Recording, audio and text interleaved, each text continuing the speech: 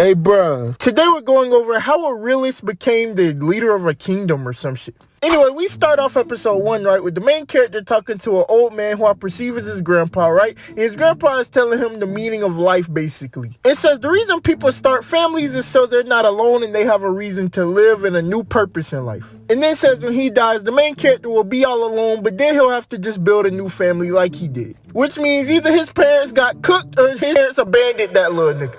Anyway, he basically tells him to make sure that he takes care of the new family he gets and to fight for them. And we fast forward to present day and his pops is in heaven. Well, hopefully. We then cut to the old Burger King mascot, stressed out about something, troubled over something, and someone suggests, well, why don't we just summon a hero? It might be the only choice. So we see a group of mages or wizards or some shit, I don't know who them niggas is, and they start summoning something, right? So we see the whole freaking whatever that is, kingdom, right, get put in a spell, and then it shoots in the air. And then we cut to the regular world where the main character is, and he gets dragged into it by a spell appearing underneath his feet, and he disappeared. And when the main character flew in, the niggas around him like, wait, this actually worked. So we see him walk into a room, right, and just looking at him sideways for some reason. And we see Mr. Burger King ready to welcome him. The thing is, the main character's mad, and he's asking for an explanation as to where he is and why he's there. So then we learn about the place where we are, right, where multiple people, elves, humans, all types of people. I'm sorry, I forgot the other jits. And they basically live under like one continent, I believe, right? Until one day a demon realm appeared and started cooking everybody and their mama, right? They sent a force in there, they got cooked. And it's to a point where they took over an area of land called the Demon Domain or something, and they think it's only a matter of time before they try and take over the whole continent. And we see that earlier when the king was in distress and someone made a suggestion of what they have to do, they were talking about summoning a hero. And then we cut to some type of knight giving an update to a royal family member. I don't know if it's a queen or princess or whatever. And we go back to the main character and we learn that he was summoned because he's going to be used for financial gain. And they basically break it down like, well, we don't have the funds to keep sending the money to protect us, right? Which is the empire in question. So instead of doing that, they can bank on getting a hero. And since heroes are rare, they can just send that person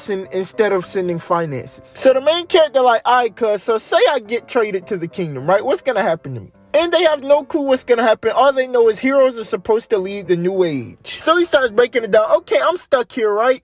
I might get cooked if I get sent to the empire because these niggas don't know what happens if I get sent there. So I might as well try and use this to my advantage, right? So first he's like, okay, do you see an end in sight for these trades? And they're like, no, as long as demons are here, I don't. And then he asks how often they can summon heroes, and they say, well, nigga, besides you, we haven't gotten a summon in 500 years. So then he's like, so trading me to the empire would be stupid. And then they're like, maybe. And then he gets his fake passionate voice on, his acting Grammy of the Year voice on, and starts talking about how he can make change in the country as that's what his purpose is, and they can use him as leverage. So apparently they bought in a little bit, right? Because the king had a meeting with him, right? And they start talking about the finances of the nation, how they can get it back on track, and even other things to help better the nation. And they do that for 3 days and 3 nights. So after those days are over, right, we see the king call some type of meeting or something, right? And he basically is like, hey, I'm stepping down as king and that nigga finna be the king. And not only is he gonna be the king, but he's gonna marry his daughter.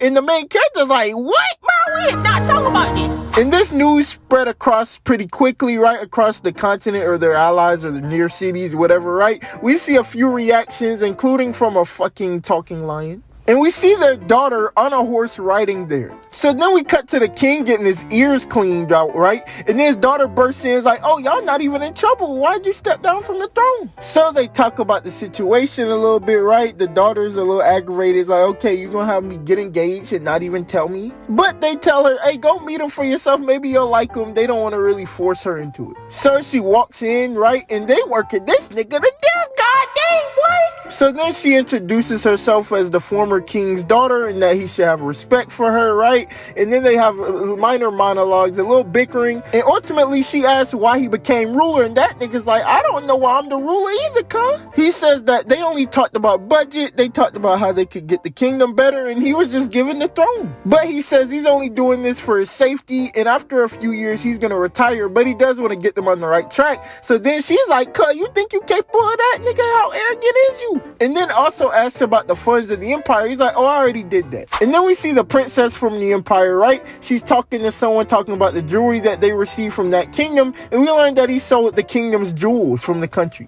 So off the rip, the princess is ready to be mad about it, but then he's like, don't worry, I thought about all the things of culture importance and all that, so I organized the jewelry and I sold the ones that weren't that important. But then we see a bad bitch. God damn, she look good.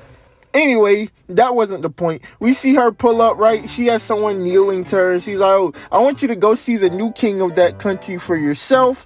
And during that, the main character is going back and forth with the princess about how they're going to use their funds. And she's like, well, wouldn't you be better off if you just used this money and the jewelry to invest into your own military? But he said they want to solve internal issues before they think about doing that. He also points out in how people would jump on the bandwagon if the country falls apart. And that's why he's called a realist. And that's where the episode ends. Now look, this show looks like it has potential. This episode personally for me was cool, right? It was a cool introduction. It's just, nigga, I hope it's not him filing papers the whole time, you know? So I'm pretty sure it won't be.